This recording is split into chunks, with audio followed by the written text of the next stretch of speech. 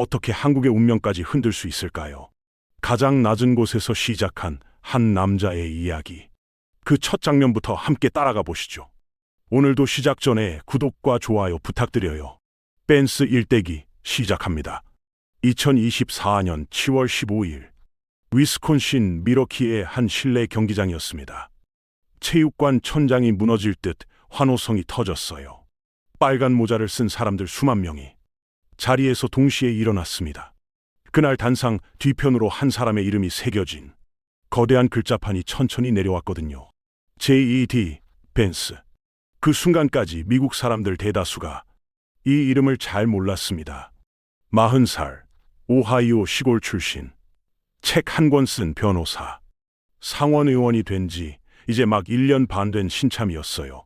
정치 경력으로만 보면 거의 백지에 가까운 사람이었거든요. 그런데 트럼프가 이 사람을 콕 짚었습니다. 내 옆에 설 사람은 이 친구다. 그 한마디였어요. 미국 정치판 전체가 술렁였습니다. 베테랑 정치인 수십 명이 줄을 서서 그 자리를 노리고 있었거든요. 그런데 트럼프는 그 모든 사람을 제쳐두고 이 40살 청년의 손을 잡은 겁니다. 자, 한번 이런 장면을 떠올려 보세요. 작은 지방회사 말단 직원이 어느 날 거대 글로벌 그룹 본사 회장 옆자리에 앉아있는 모습. 그게 그날 단상 위에서 벌어진 일이거든요. 그런데 진짜 놀라운 부분은 따로 있습니다.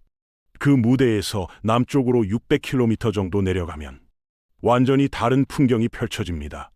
오하이오주 미들타운, 벤스가 태어나 자란 마을이에요. 한때 미국 최대 철강 도시 중 하나로 꼽히던 곳입니다. 전성기 시절 이 마을 철강 공장 하나가 1만 명을 먹여 살렸습니다. 그런데 지금은 그 수가 4분의 1 수준으로 줄었어요. 굴뚝이 멈춘 지 한참 됐고요. 일자리가 사라진다는 게 어떤 의미인지 이 마을 사람들은 몸으로 알고 있었거든요. 거리에는 빈집이 늘어섰습니다. 동네 약국에는 진통제를 사러 오는 사람들 줄이 길어졌어요. 마약성 진통제 한 통에 의지해 하루를 견디는 사람들. 일자리는 사라졌고 청년들은 마을을 떠났습니다. 남은 사람들은 술병을 옆에 두고 텔레비전만 들여다봤거든요. 여러분, 이런 모습 어디서 본 적 있지 않으세요? 한때 잘 나가던 공장 도시가 어느 날 갑자기 멈춰버리고 그 동네 사람들이 줄줄이 일터를 잃는 그런 풍경. 미국 중부에서는 그 일이 수십 년째 벌어지고 있었습니다. 화려한 무대와 무너진 고향. 한 사람 안에 두 개의 미국이 동시에 들어있었던 겁니다. 한때는 트럼프를 미국의 히틀러라 비난했던 청년. 이제는 그의 가장 강력한 무기가 되어 돌아왔습니다. 약물 중독과 가난의 수렁에서 부통령 자리까지. 이 남자의 역전 드라마는 도대체 어떻게 가능했을까요? 그리고 마침내 그는 미국 제50대 부통령 자리에 올랐습니다. 이 자리가 보통 자리가 아닙니다. 부통령은 대통령에게 무슨 일이 생기면 곧바로 그 자리를 이어받는 사람이거든요. 세계 두 번째 권력의 자리예요. 40살 변호사가 단 8년 만에 거기까지 올라간 거잖아요. 그런데 미국 사람들이 이 남자에게 마음을 연 진짜 이유는 따로 있어요. 그가 자기 책에 적어놓은 이야기. 그게 미국 백인 노동자들의 마음을 정확히 흔들었기 때문이에요. 일자리를 잃은 사람들, 자식이 약물에 빠져 사라진 부모들, 더 이상 자기들 목소리를 들어줄 사람이 없다고 느꼈던 잊혀진 미국인들. 벤스는 그 사람들의 분노를 자기 입으로 대신 말해줬거든요.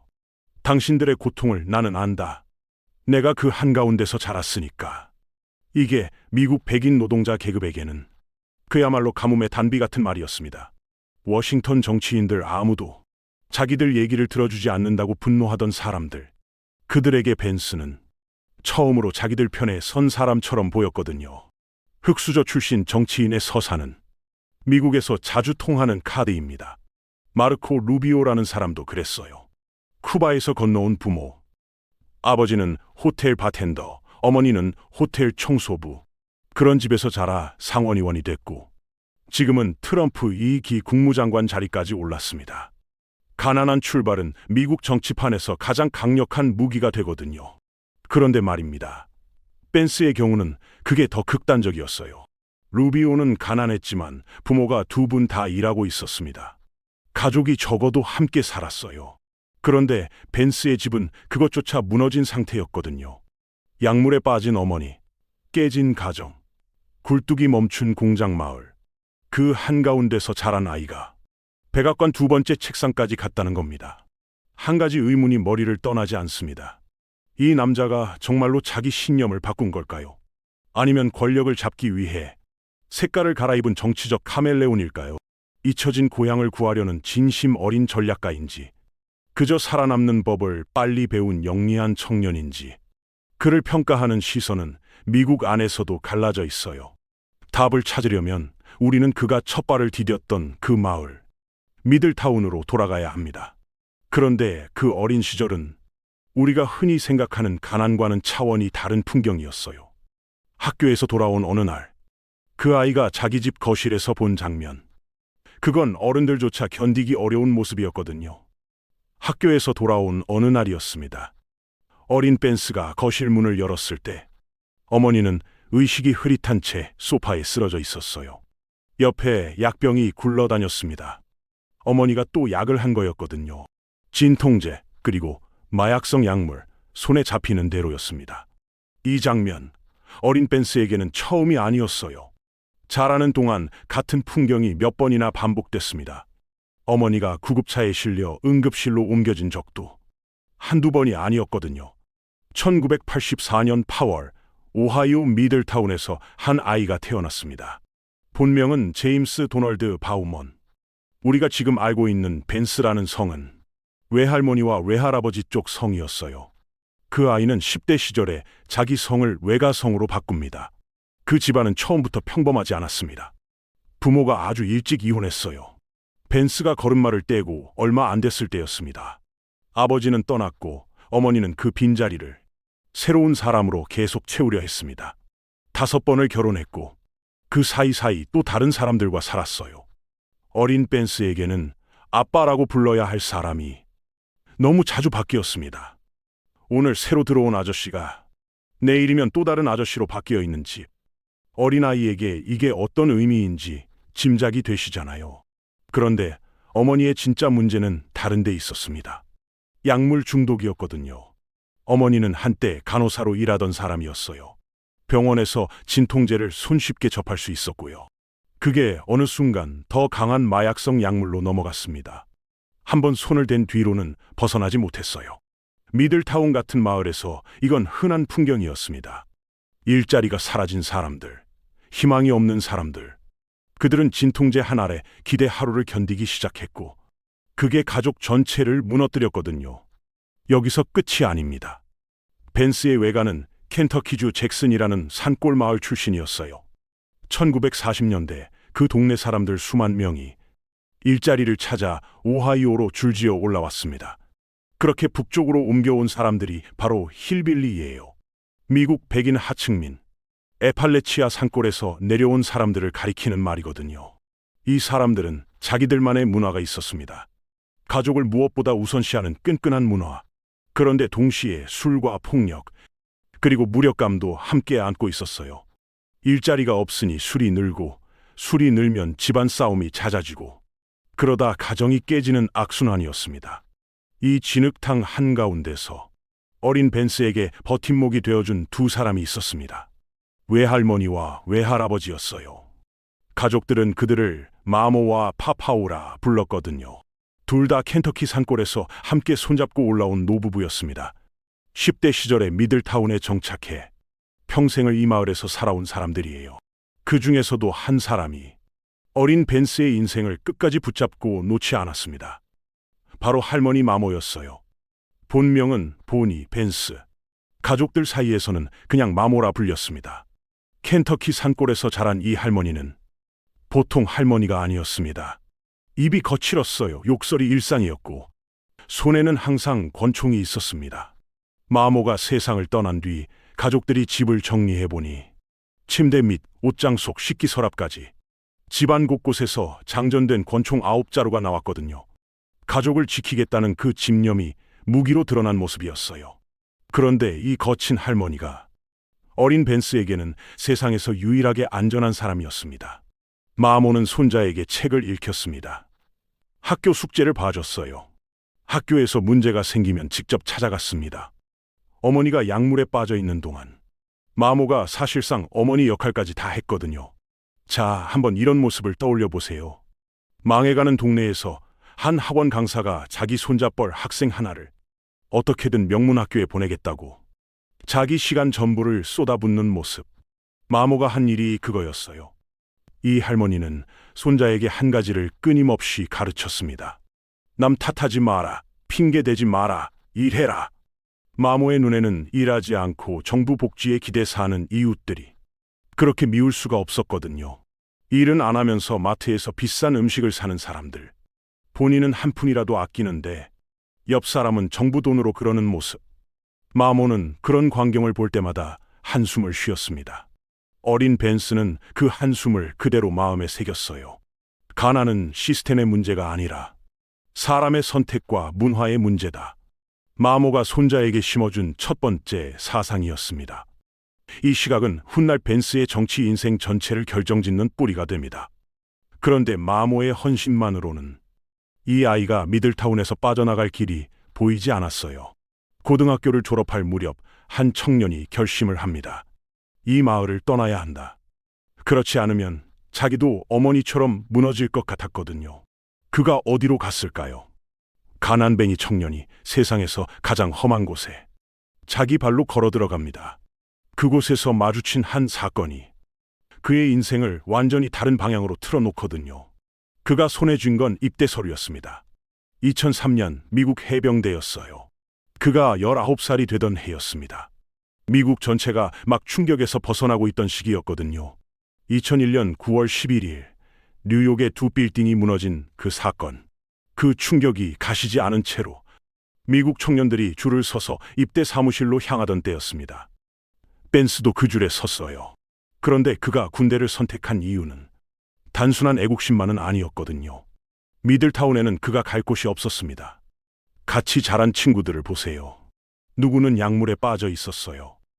누구는 일자리를 못 구해 부모 집 거실 소파에서 종일 텔레비전만 들여다보고 있었습니다. 그 마을에 그대로 남으면 자기도 똑같이 무너질 게 뻔했거든요. 여기서 한 가지 짚고 갈 부분이 있어요. 이 무렵 그가 쓰던 이름은 우리가 지금 아는 그 이름이 아니었습니다. 제임스 D. 해멀. 그게 당시 그의 이름이었거든요. 어머니의 결혼이 또 한 번 바뀌면서 의붓아버지의 성을 따랐던 겁니다. 그 이름으로 그는 4년을 군복을 입고 살게 돼요. 자, 한번 이런 모습을 떠올려 보세요. 평생 자기 시간을 자기 마음대로 쓰던 청년이 어느 날 5분 단위로 일정이 짜여진 깐깐한 대기업 신입 공채로 들어간 모습. 군대가 벤스에게는 그런 곳이었습니다. 새벽 5시에 일어나야 했어요. 침대 정리도 1분 안에 끝내야 했고요. 신발끈 묶는 법, 인사하는 법, 말하는 법까지 사소한 모든 것에 규칙이 있었습니다. 처음엔 죽을 만큼 힘들었어요. 그런데 이상하게도 시간이 갈수록 그게 그를 살려냈거든요. 무엇을 해야 할지 모르던 청년이 처음으로 매일 해야 할 일이 명확한 사람이 된 겁니다. 군대가 그에게 가르친 건 3가지였습니다. 규율, 책임감, 그리고 자존감. 이 자존감이 핵심이었어요. 미들타운에서 그는 그저 약물에 빠진 어머니의 아들이었거든요. 그런데 군복 한 벌 입으면 사람이 완전히 달라지잖아요. 그 순간부터 그는 미국을 위해 봉사하는 사람이 됐습니다. 처음으로 자기 인생에 의미가 생긴 거예요. 그리고 2005년 8월, 그는 이라크로 향했습니다. 여기서 짚어야 할 부분이 있어요. 벤스는 전투 부대에서 직접 총을 잡는 군인은 아니었습니다. 그가 맡은 역할은 종군 기자에 가까웠거든요. 미군 홍보 부서 소속. 전쟁터의 모습을 사진과 글로 기록하고 미군 부대의 활동을 알리는 일이었어요. 이라크 서부의 아라사드 기지에서 6개월을 보냈습니다. 그래도 거기는 전쟁터였습니다.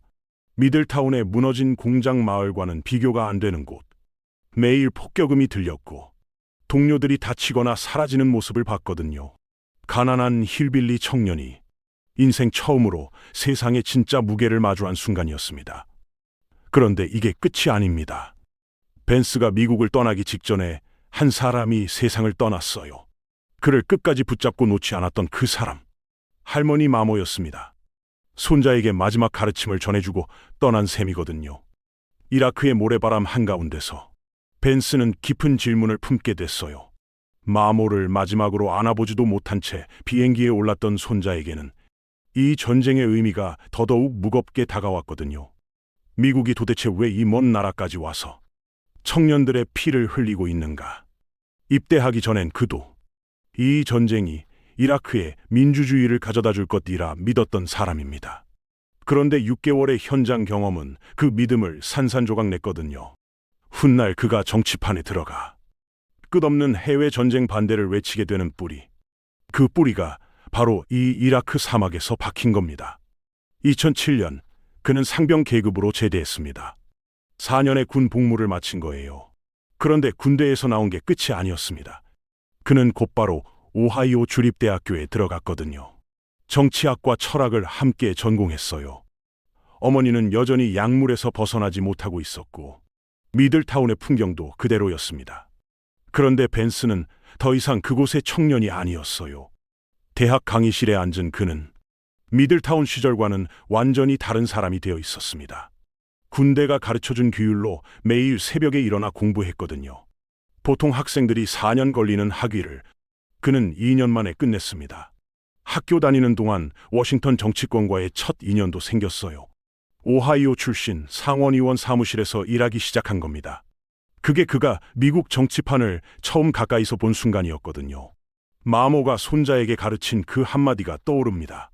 남 탓하지 마라, 핑계대지 마라, 일해라. 그 가르침의 결실이 이 청년의 학사모에 그대로 맺힌 셈이었습니다. 그런데 벤스에게는 이제 더 큰 욕망이 생겼어요. 미국 최고의 대학에 들어가 보자. 그 욕망이 그를 어디까지 데려갔을까요? 가난한 힐빌리 청년이 미국 엘리트 세계의 가장 높은 문을 두드리는 순간, 그 문이 열렸을 때 그가 마주한 풍경은 사실 이라크 사막보다 더 낯설고 차가운 곳이었거든요. 2010년 가을, 코네티컷주 뉴헤이븐이었습니다. 예일대 로스쿨 캠퍼스에 한 청년이 들어섰어요. 입학생들 사이에서 그는 누가 봐도 이질적인 존재였거든요. 다른 학생들은 대부분 명문 사립고 출신이었습니다. 부모 중 한 분이 변호사거나 의사인 집안 자식이 많았어요. 양복 입는 법, 와인잔 잡는 법, 사람들 앞에서 말하는 법. 그런 거 어릴 때부터 보고 자라야 몸에 익잖아요. 그 학생들은 그런 걸 자연스럽게 배운 사람들이었거든요. 그런데 벤스는 어땠을까요? 미들타운 출신, 약물 중독 어머니 밑에서 자란 청년, 4년군 복무 후에 들어간 사람, 양복 한 벌도 제대로 갖고 있지 않았던 사람이었습니다. 여기서 한 가지 짚고 갈 부분이 있어요. 예일대 로스쿨 합격이 미국에서 어떤 의미인지 한번 상상해 보십시오. 평생 동네 막국수 집에서 그릇 닦던 사람이 어느 날 미슐랭 삼성 호텔 셰프 양성반에 들어간 모습. 그게 그날 벤스에게 벌어진 일이었거든요. 이 청년에게 첫 충격이 닥친 자리는 한 교수님과의 식사 자리였습니다. 웨이터가 와서 물었어요. 스파클링 워터로 하시겠습니까?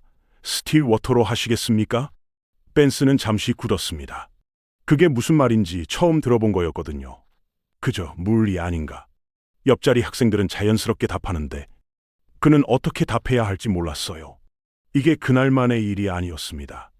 와인 종류, 코스 요리 순서, 격식 있는 자리에서의 대화법까지 평생 본 적 없던 세계가 그 앞에 펼쳐졌거든요. 자, 한번 떠올려 보세요. 중요한 면접 자리에 양복이 한 벌도 없어서 어찌할 바를 모르는 청년의 마음. 그 청년이 모든 자리에서 매일 그 기분을 느꼈던 겁니다. 그런데 이 청년에게 한 사람이 손을 내밀었습니다. 에이미 추아 교수. 예일 로스쿨에서 계약법을 가르치던 사람이었어요. 베스트셀러 타이거 마더의 저자로 유명한 분이었고요. 추아 교수는 벤스가 보낸 글 조각을 읽고는 단호하게 말했습니다. 내 이야기를 책으로 써라. 벤스는 처음엔 손사래를 쳤어요. 자기 같은 사람이 무슨 책을 쓰나 그런 생각이었거든요. 그런데 추아 교수의 권유가 이어지자 마침내 펜을 들기 시작했습니다. 그게 훗날 그의 운명을 바꾸게 되는 회고록의 시작이었어요. 같은 시기 그의 인생에 두 사람이 더 들어왔습니다. 한 사람은 같은 로스쿨 동기였어요. 우샤 칠루쿠리. 인도계 미국인, 똑똑하고 차분한 여자였습니다. 두 사람은 2014년에 결혼해요. 거친 힐빌리 청년과 엘리트 인도계 변호사의 결합이었거든요. 또 한 사람은 이야기가 완전히 다른 차원으로 갑니다. 피터 틸이라는 이름의 사내였어요. 페이팔을 만들고 페이스북에 가장 먼저 투자한 사람. 실리콘밸리에서 가장 영향력 있는 억만장자 중 한 명이었습니다. 이 사람이 2011년에 예일 로스쿨에서 강연을 했거든요. 벤스는 훗날 이 강연을 내 인생 가장 중요한 순간이라고 회상합니다. 틸의 메시지는 단순하면서도 충격적이었어요. 엘리트 대학의 게임을 그대로 따라가지 마라. 그건 의미 없는 사회 경쟁이다. 진짜 가치를 만들어라. 이 한마디가 벤스의 인생 방향을 완전히 틀어버렸거든요. 2013년 예일을 졸업한 그는 동기들이 가는 거대 로펌의 길을 잠시 걷다가 곧 발을 뺐습니다. 대신 샌프란시스코로 향했어요. 그곳에서 피터 틸이 공동 설립한 벤처 투자 회사 미스릴 캐피탈에 들어가 자본주의 최상층부의 일원이 됐습니다. 거기서 만지는 돈은 미들타운에서 평생 만져보지 못했을 액수였어요. 이 시기 그에게 또 한 가지 변화가 일어났습니다. 벤스는 원래 무신론자였거든요. 어려서부터 가벼운 개신교 환경에서 자랐지만 군대와 대학을 거치며 신을 믿지 않게 된 사람이었어요. 그런데 피터 틸과 가까워지면서 한 가지가 마음에 들어왔습니다. 틸이 실리콘밸리의 무신론자들 사이에서 보기 드문 가톨릭 신자였다는 사실, 그리고 한 사람의 글에 깊이 빠져들었어요. 4세기 신학자 성 아우구스티누스. 그의 책이 벤스에게 신앙의 지적 토대를 마련해 줬거든요. 2019년 8월, 벤스는 정식으로 가톨릭 세례를 받습니다. 그의 인생에서 가장 깊은 영적 전환이었습니다. 그런데 정작 벤스의 마음 한구석에는 끊임없이 한 가지가 자리 잡고 있었거든요. 자기는 이방인이라는 감각. 엘리트들과 와인잔을 부딪히는 그 순간에도 그는 자기 고향 사람들을 잊지 못했어요. 약물에 빠진 어머니, 일자리 없이 무너진 친구들. 자기는 그 진흙탕에서 빠져나왔지만 거기 두고 온 사람들에 대한 빚이 가슴을 짓눌렀습니다. 이 죄책감이 결국 그를 한 가지 결심으로 이끌었거든요. 자기 이야기를 세상에 알리겠다는 결심. 그래서 그는 추아 교수가 권한 그 글을 마저 끝내기로 마음먹습니다. 그런데 그 책이 세상에 나왔을 때 미국이 어떻게 반응했을지. 그 반응은 벤스 본인조차 전혀 상상하지 못한 일이었거든요. 2016년 6월 28일이었습니다. 미국 전국의 서점에 한 권의 책이 깔렸어요. 표지에는 힐빌리의 노래라는 제목, 그리고 한 사내의 회고록이라는 부제가 적혀 있었거든요. 작가 이름은 J.E.D. 벤스. 그때까지 미국 사람들 대부분이 모르는 이름이었습니다. 처음엔 그저 한 권의 자서전이었어요. 시골 청년이 자기 어린 시절을 풀어놓은 책. 그런데 이 책이 서점에 들어선 시기가 미국 역사상 가장 묘한 순간이었거든요. 미국 전체가 한 사람 이름으로 시끄러웠습니다. 도널드 트럼프. 부동산 재벌 출신의 정치 초보가 공화당 대통령 후보 자리를 거의 손에 쥐고 있던 때였어요. 워싱턴의 엘리트들, 뉴욕의 언론들은 도대체 이해할 수가 없었습니다. 어떻게 이런 사람이 미국 백인 노동자들의 마음을 흔드는 걸까? 미국 중부의 그 사람들 머릿속에는 도대체 뭐가 들어있는 걸까? 자, 한번 떠올려 보세요. 무명 가수가 첫 앨범을 발매했는데 그 앨범이 한 달 만에 빌보드 차트 1위에 오른 모습. 벤스의 책에 그런 일이 벌어진 거였거든요. 뉴욕 타임스 베스트셀러 1위, 아마존 베스트셀러 1위. 발매 몇 주 만에 미국 전체가 이 책을 읽기 시작했습니다. 첫 해에만 40만 부가 넘게 팔려나갔어요. NYT 베스트셀러 목록에서 수개월 동안 떠나지 않았고요. 한 무명 작가의 회고록이 미국 출판 시장을 통째로 흔든 사건이었거든요. 이유가 뭐였을까요? 이 책이 마치 트럼프 현상의 설명서 같았기 때문이에요. 도대체 러스트벨트 사람들이 왜 트럼프에게 그토록 열광하는지, 그 마을 사람들이 무엇에 분노하고 있는지, 벤스가 자기 어린 시절 이야기로 그 답을 풀어내고 있었거든요. 여기서 한 가지 짚어야 할 부분이 있어요. 이 책이 받은 환호는 진보와 보수 양쪽 모두에게서 왔습니다. 보수 진영은 역시 가난은 문화 문제라며 환영했고요. 진보 진영은 트럼프 현상을 이해하려면 이 책을 읽어야 한다고 추천했거든요. 정치적으로 갈갈이 찢어진 미국에서 이건 진귀한 풍경이었습니다.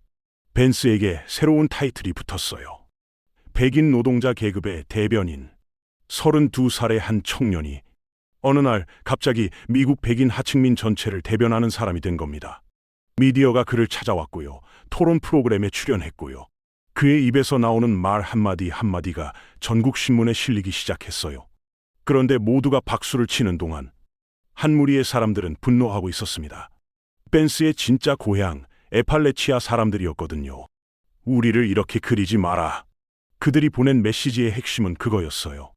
벤스는 책에서 가난을 시스템의 문제가 아니라 개인과 문화의 문제로 그렸거든요. 일자리가 없어서 가난한 게 아니라 일하지 않아서 가난하다는 식이었습니다. 여러분, 이런 시각 한번 생각해 보십시오. 어떤 동네 출신 사람이 자기 동네를 비판하는 책을 써서 베스트셀러가 됐다고요. 정작 그 동네 사람들 입장에서는 분노할 수밖에 없는 일이잖아요. 우리는 시스템 때문에 무너졌는데 자기는 출세해놓고 우리한테 게으르다고 한다는 항의가 쏟아졌습니다. 그런데 이게 끝이 아니었어요. 2020년 할리우드가 이 책을 영화로 만들었습니다.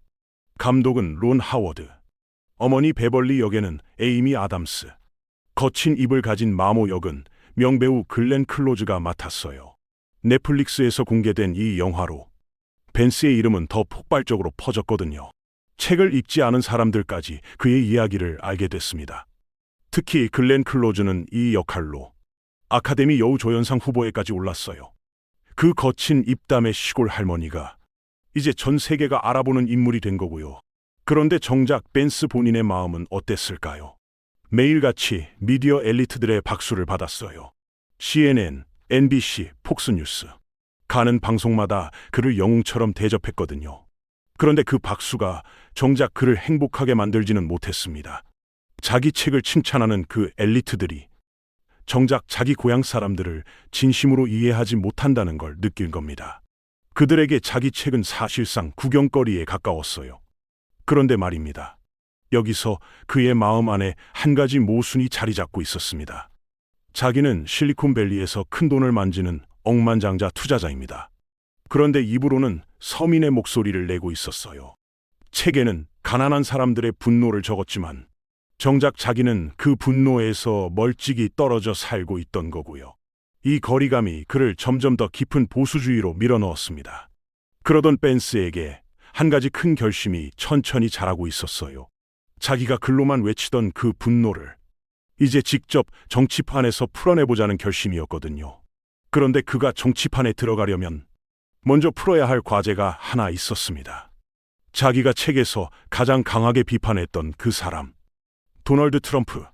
그 사람과 어떻게든 관계를 다시 풀어내야 했거든요. 2016년 2월이었습니다. 벤스는 예일 로스쿨 동기에게 한 통의 메시지를 보냈어요.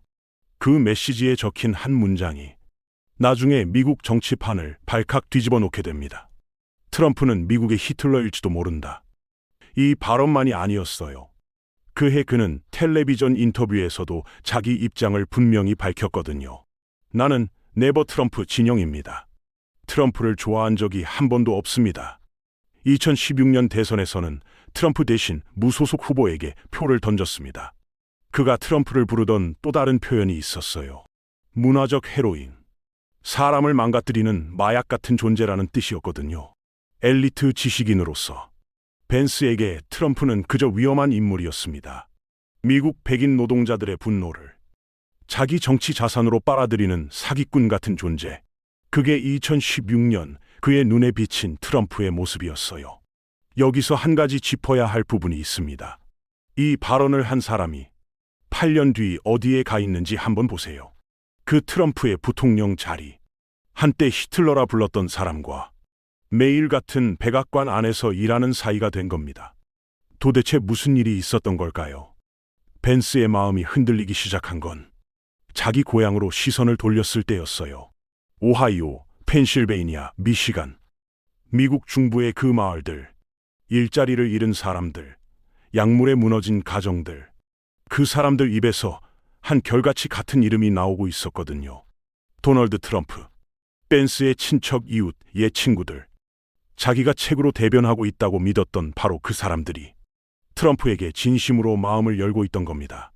여기서 한번 생각해 보세요. 어느 회사 직원이 매일 사장 욕을 하고 있었는데 알고 보니 동료들이 다 그 사장 편이었다는 걸 발견한 모습. 그 직원에게 남은 길은 둘 중 하나잖아요. 자기 신념을 지키며 외로워지거나 입장을 바꿔서 동료들 쪽에 서거나. 벤스가 비슷한 갈림길에 선 거였습니다. 그가 선택한 길은 후자였어요. 비슷한 길을 먼저 걸은 사람이 있었거든요. 마르코 루비오. 2016년 공화당 경선에서 트럼프와 정말 험하게 싸웠던 사람입니다. 트럼프는 루비오를 리틀 마르코라 조롱했고요. 루비오도 트럼프를 사기꾼이라 비난했어요. 그런데 그 두 사람이 결국 손을 잡았습니다. 지금은 루비오가 트럼프 2기 국무장관 자리에 앉아 있고요. 미국 정치에서 한때 적이었다가 동료가 되는 일은 그렇게 드문 게 아니거든요. 2021년 벤스는 결심합니다. 오하이오 상원의원 자리에 도전해보자. 그런데 이 길에서 가장 큰 장애물은 자기가 쏟아냈던 과거 발언이었어요. 히틀러, 문화적 헤로인. 그 모든 말이 인터넷에 박제돼 있었거든요. 벤스는 그 발언들을 일일이 사과했습니다. 내가 트럼프를 잘못 봤다. 그가 한 일들을 보고 생각이 바뀌었다. 그리고 자기를 받아줄 수 있도록 트럼프 진영에 끊임없이 손을 내밀었어요. 여기서 한 명의 인물이 결정적인 역할을 합니다. 피터 틸. 벤스가 예일에서 강연을 들었던 그 억만장자였거든요. 틸은 벤스의 상원의원 선거를 위해 한 슈퍼팩에 1,500만 달러를 쏟아부었어요. 개인이 한 후보에게 몰아준 자금으로는 기록적인 수준이었습니다. 이 자본의 힘이 결국 트럼프의 마음까지 움직이게 했어요. 2022년 4월 15일 트럼프가 마침내 입을 열었습니다. JD 벤스는 과거의 나에 대해 좋지 않은 말을 한 적이 있다. 그런데 그는 이제 이해한다. 그를 지지한다. 그 한마디로 경선 판도가 뒤집혔거든요. 5월 3일 벤스는 오하이오 공화당 경선에서 승리했습니다. 그런데 미국 정치판은 그를 두고 한 가지 질문을 계속 던지고 있어요. 이 남자는 신념을 버린 변절자인가? 아니면 잊혀진 고향을 구하기 위해 현실에 적응한 전략가인가? 그 답은 아직도 사람들 사이에서 갈라져 있습니다. 이 시기 벤스는 단순한 정치인의 길을 넘어선 사상까지 흡수하기 시작했어요. 신반동주의라 불리는 사상이었거든요. 미국 엘리트 시스템 자체를 무너뜨려야 한다는 급진적 보수 흐름. 피터 틸이 후원하던 사상가들의 영향이었습니다. 그리고 2024년 7월 15일 운명의 그날이 찾아왔어요. 도널드 트럼프가 자기 옆자리에 설 사람으로 JD 벤스를 지목한 겁니다. 한때 자기를 히틀러라 부른 청년이 그의 부통령 후보가 된 거였거든요. 미국 전체가 술렁였습니다. 그런데 2024년 11월 트럼프와 벤스의 티켓이 대선에서 승리했어요. 2025년 2월 20일 벤스는 미국 제50대 부통령으로 취임합니다. 밑바닥에서 시작한 한 남자가 마침내 세계 두 번째 권력의 자리에 앉은 순간이었거든요. 그런데 권력의 정점에 오른 그를 곧 거대한 시험대가 기다리고 있었습니다. 그가 평생 가장 비판해왔던 그 일. 미국이 또 한 번 중동의 모래바람 속으로 발을 들이는 순간이 다가오고 있었어요. 2026년 4월 10일 일이었습니다. 파키스탄 이슬라마바드의 한 호텔. 그 회의장에 한 사람이 들어섭니다. 미국 부통령 JD 벤스. 그가 이끄는 미국 협상단 300명이 회의장을 채웠어요. 상대 자리에는 이란 협상단이 앉아 있었습니다. 두 나라가 이렇게 직접 마주 앉은 건 1979년 이란 혁명 이후 거의 처음이었거든요. 그날 회의는 21시간 동안 이어졌습니다. 밤을 꼬박 새우면서요. 벤스 옆에는 백악관 특사 스티브 위트코프, 그리고 트럼프 대통령의 사위 제러드 쿠슈너도 함께 자리에 앉았어요. 미국 측 협상단의 무게는 그 어느 때보다 무거웠습니다. 이란 측 협상단을 이끈 사람은 이란 의회 의장 모하마드 갈리바프였거든요. 미국이 이만큼 진지하게 한 협상장에 들어간 적은 드물었습니다. 그런데 한 가지 짚어야 할 부분이 있어요. 이 자리에 앉은 벤스 본인은 평생 이런 자리를 가장 비판해왔던 사람이었거든요. 미국이 중동 전쟁에 끼어드는 걸 누구보다 싫어하던 반전주의자. 그게 그의 정치 신념의 뿌리였습니다. 그런 사람이 어떻게 미국이 시작한 이란 전쟁의 협상 단장이 됐을까요? 시간을 한 달쯤 거슬러 올라가 봅니다. 2026년 2월 28일. 트럼프 대통령이 결단을 내렸어요. 미국과 이스라엘이 함께 이란을 타격하는 군사작전. 호르무즈 해협이 막혔고요. 전 세계 기름값이 출렁였습니다. 이미 2025년 6월에 이스라엘이 이란을 12일 동안 친 적이 있었거든요. 그 불씨가 다시 살아난 거였습니다. 이 순간 펜스 앞에는 두 갈래 길이 있었어요. 자기 신념을 지키며 트럼프의 전쟁을 반대하거나 충성심으로 그 전쟁을 옹호하거나. 펜스가 고른 길은 후자였습니다. 그는 카메라 앞에 나서서 트럼프의 결정을 적극 옹호했고요. 자기 지지층이었던 반전주의자들의 반발도 감수했어요. 그 충성의 정점이 바로 이슬라마바드 협상 자리였거든요. 이란 측과는 10개 항목의 휴전안을 놓고 협상했습니다. 대부분 항목은 합의에 가까이 갔어요. 그런데 핵심 두 가지에서 막혔거든요. 호르무즈 해협의 안전 통항, 그리고 이란 핵 프로그램 포기 약속. 21시간이 지난 새벽, 펜스는 텅 빈 회의장 앞에서 입을 열었습니다. 이란이 핵무기를 추구하지 않겠다는 분명한 약속을 해야 합니다. 결과는 합의 없음, 빈손으로 돌아온 거고요. 사실 이슬라마바드 직전에도 비슷한 일이 있었어요. 트럼프가 펜스를 헝가리로 보내 흔들리는 오르반 총리의 자리를 응원하게 했거든요. 그 방문 역시 큰 성과 없이 끝났습니다. 두 번의 해외 출장이 모두 흠있는 결과로 끝난 거고요. 그런데 이게 끝이 아니었습니다. 여기서 한 가지 모습을 떠올려 보세요.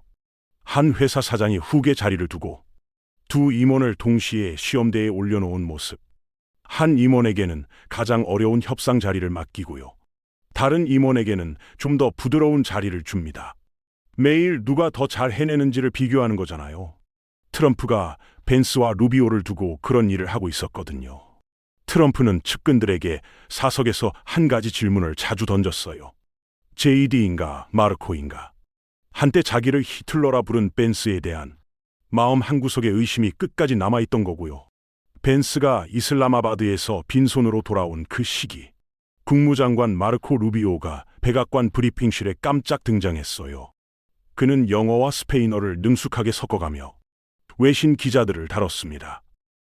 루비오 2028 해시태그가 미국 SNS에서 검색어 1위에 올라갔거든요. 그런데 그 사이에 또 한 사람이 트럼프와 부딪히고 있었어요. 새로 즉위한 교황 레오 14세였습니다. 시카고 사우스사이드 출신의 이 교황은 트럼프 행정부의 이란 전쟁과 이민자 정책을 정면으로 비판했거든요. 트럼프는 SNS에 분노를 쏟아내며 응수했고요. 펜스는 미국 정부 최고위직 가톨릭 신자였습니다. 교황과의 관계를 회복하려고 시도했어요. 그런데 트럼프는 바티칸에 보낼 사람으로 펜스가 아닌 루비오를 골랐거든요. 미국 부통령에게 이건 외교적인 제외 신호와도 같은 일이었습니다. 이 시기 펜스의 지지율은 어땠을까요? CNN 여론조사 기준으로 같은 시점 역대 부통령 중 가장 낮은 수치였어요. 영하 18점. 그는 흔들리고 있던 겁니다. 평생 신념을 외치며 자기 자리를 만든 청년이 이제 그 신념을 하나씩 내려놓아야 하는 자리에 와 있던 거였거든요. 권력의 정점에 가까워질수록 그 위로 쏟아지는 시험은 더 매서워지고 있었습니다. 그런데 펜스 본인은 끝까지 흔들리지 않는 척했어요. 자기는 트럼프의 충직한 부통령이고 2028년 대선에서 그 자리를 이어받을 거라고요. 동시에 자기 가톨릭 신앙 여정을 담은 새 책 출간도 준비하고 있었습니다. 이상주의자였던 한 청년이 이제 철저한 권력 정치의 화신으로 거듭나고 있던 거고요. 그런데 그가 그리는 새로운 미국의 모습은 어땠을까요? 그가 권력 정점에서 그리는 미국의 지도가 한국 같은 동맹국에게 어떤 의미일지 그 지도를 펼쳐봐야 할 시간입니다. 이제 그 지도를 펼쳐봅니다.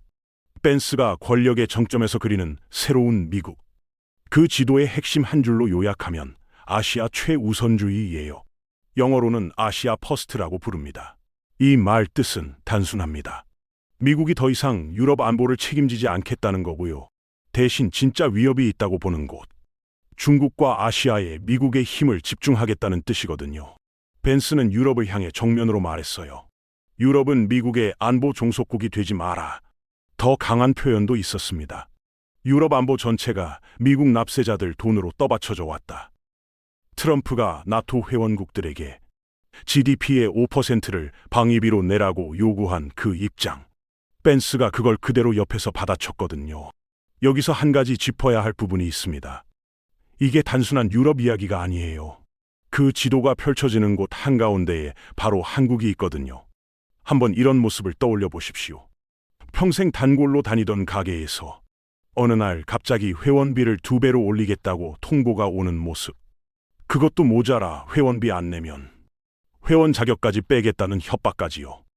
미국이 한국에게 요구하고 있는 게 사실 이런 그림과 비슷합니다. 자, 숫자로 짚어봅니다. 한국이 주한미군 주둔비로 미국에 내는 돈. 2026년 기준 약 1조 5,200억 원입니다. 한 해 1조 원이 훌쩍 넘는 돈을 우리가 미군 주둔비로 내고 있는 거고요. 그런데 트럼프가 한 말이 있어요. 내가 백악관에 있었으면 한국은 한 해 100억 달러를 냈을 것이다. 100억 달러. 우리 돈으로 약 14조 원이거든요. 지금 내는 돈의 거의 10배 수준이었습니다. 거기다 트럼프는 한국을 2글자로 표현했어요. 머니 머신, 돈 찍어내는 기계라는 뜻이었거든요. 그런데 이게 끝이 아닙니다. 관세 압박도 들어왔어요. 미국이 2025년에 한국 제품에 25% 관세를 매겼고요. 후에 10%로 낮추긴 했지만 여전히 10% 관세가 한국 수출 기업의 어깨를 누르고 있습니다.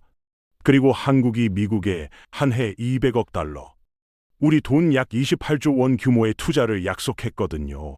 거기에 더해 2025년에는 미국이 주한미군 28,500명 중 4,500명을 감축하는 방안을 검토 중이라는 보도까지 나왔습니다. 한국 안보의 핵심 기둥에 균열이 갈 수도 있는 신호였어요. 한국 안에서도 동요가 시작됐거든요. 미국이 우리 안보를 끝까지 지켜줄 의지가 있는가? 차라리 한국이 독자 핵무장을 해야 하는 것 아닌가? 이런 논의가 본격적으로 흘러나오고 있습니다. 이 압박이 어떤 모습으로 우리 일상에 들어올지 한번 보세요. 방위비가 2배로 오르면 그 추가 부담은 결국 어디서 나올까요? 국가 예산이고요. 국가 예산은 결국 우리가 낸 세금이잖아요. 가구당 부담으로 환산하면 한 해 수십만 원씩 더 빠져나갈 수도 있는 그림입니다. 거기에 미국 관세가 한국 수출 기업의 어깨를 누르면 그 영향은 결국 한국의 일자리와 월급으로 돌아오거든요. 우리 호주머니가 직접 영향을 받는 일입니다. 이 모든 압박의 한가운데에 한 사람이 서 있어요. 미국 부통령 J.D. 벤스. 그리고 그의 이름이 백악관 책상에 놓인 한국 정책 문서 위에 새겨져 있고요. 여기서 그가 걸어온 길을 한번 되돌아봅니다. 오하이오 미들타운에 무너진 철강마을, 약물에 빠진 어머니 밑에서 자란 한 소년. 해병대에서 처음으로 자기 자존감을 찾았고요. 예일에서 엘리트가 됐고요. 책 한 권으로 미국 백인 노동자 계급의 목소리가 됐습니다. 그리고 한때 자기가 히틀러라 부르던 그 남자의 옆자리에 마침내 앉은 사내. 그를 키운 할머니 마모의 한마디. 남 탓하지 마라. 일해라. 그 한마디가 한 청년을